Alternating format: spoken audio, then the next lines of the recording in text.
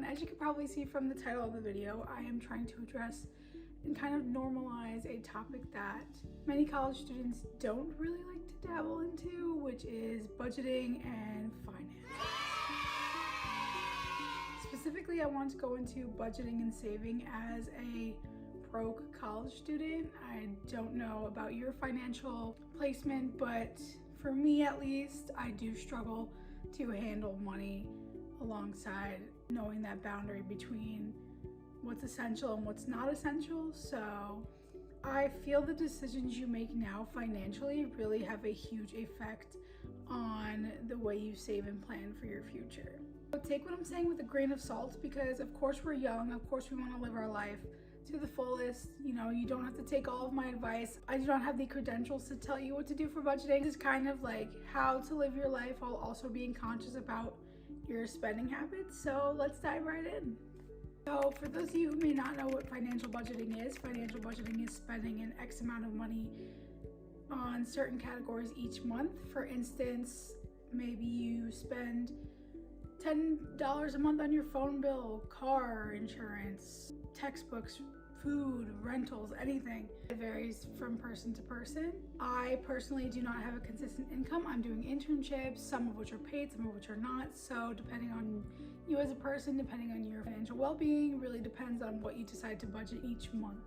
So first and foremost, what you want to do is list out all of your expenses and income for the month or for the week, whatever you want to do. I know there's great apps that I like to use. An app I like to use is called Mint.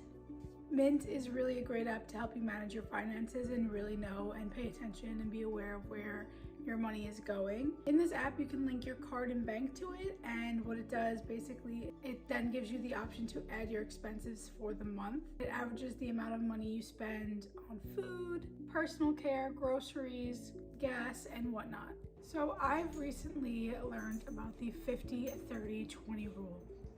What this entails is breaking up your budgeting into different percentages. For instance, 50% of your spending will go towards essential things, gas, groceries, transportation.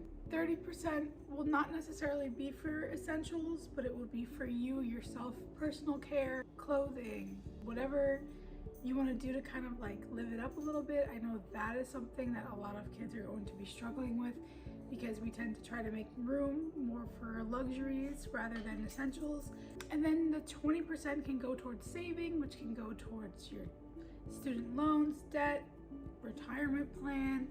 I know that's a really big jump into the future, but that is what the 20% can be pushed aside for. You can make an emergency fund, because you never know when you will need that, especially like in this day and age with the pandemic, with things that just go haywire. You want to be prepared and maybe have a little bit of emergency money on the side. With careful tracking of your expenses, you will have a much better idea of where your money is actually going. I know I tend to look in the bank and I'm like, oh my God, I just had X amount of dollars, like why am I? But if you actually start to become more aware of that, you'll know where your money is and you won't be questioning, where is my money? Now that you have kind of listed out your income and expenses, I wanted to give like a few tips or places to go to spend less money on essentials or non-essentials, whatever you need. With school starting up again, textbooks are obviously an essential, or going to be an essential depending on your professor, depending on the classes you take, whatever that may be. There are better options. Seek out books that are used. I'm telling you, whether it's through Chegg or Amazon, try to find the cheapest book you can and maybe even just rent it. You don't even have to buy it unless you want to keep the book. That's completely up to you. I don't know the major you're going into, I don't know the field you're going into, but depending on that, I think using the money wisely on textbooks is important, because also most of the time, sometimes professors don't always use the textbook. I would really talk to your teacher and see maybe they have recommendations for where to buy, or maybe you can rent from the library as well. Don't hesitate to use resources from your university.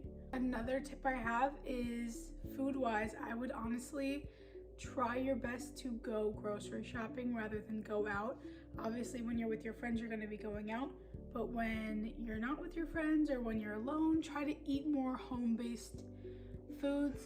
Cooking can be like, not everybody's a great cook, but you can find foods that you do like for cheap that you can make in the microwave, you can make on the stove real quick.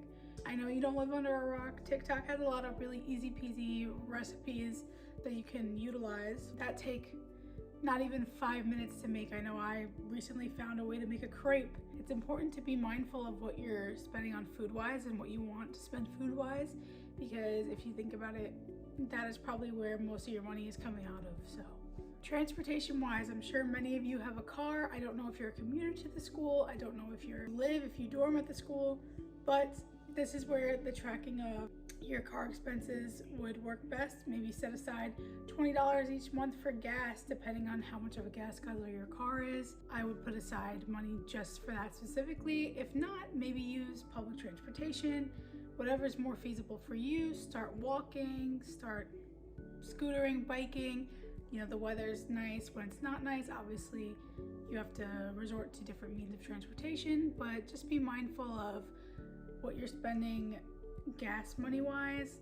Another big thing for me, especially as college students and expressing yourself, is clothing. The place I love to shop at is Shein. They have great shoes, great accessories, ranging from $2 to $17. They're fairly cheap and you can definitely find good deals. Seek out the deals and coupons wherever you shop, whether that be JCPenney, Target, Amazon Prime. You can also buy really fairly cheap groceries from Amazon, so I do suggest doing that, as well as clothes and other essentials or non-essentials that you may need. Speaking of coupons and deals, the last thing I want to mention is this third-party app called Honey.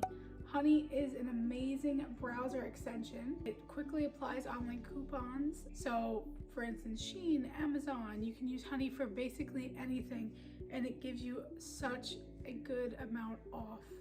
And it is great for college students on a budget, I'm telling you. Use things to your advantage. So yeah, I know that was kind of simple and a little bit all over the place, but these are some tips I have for college students on a budget, and I hope this video helped you. If it did, please give it a thumbs up. I don't know, am I on YouTube? Am I on Instagram? I don't know where I am, but yeah, I hope this helped you.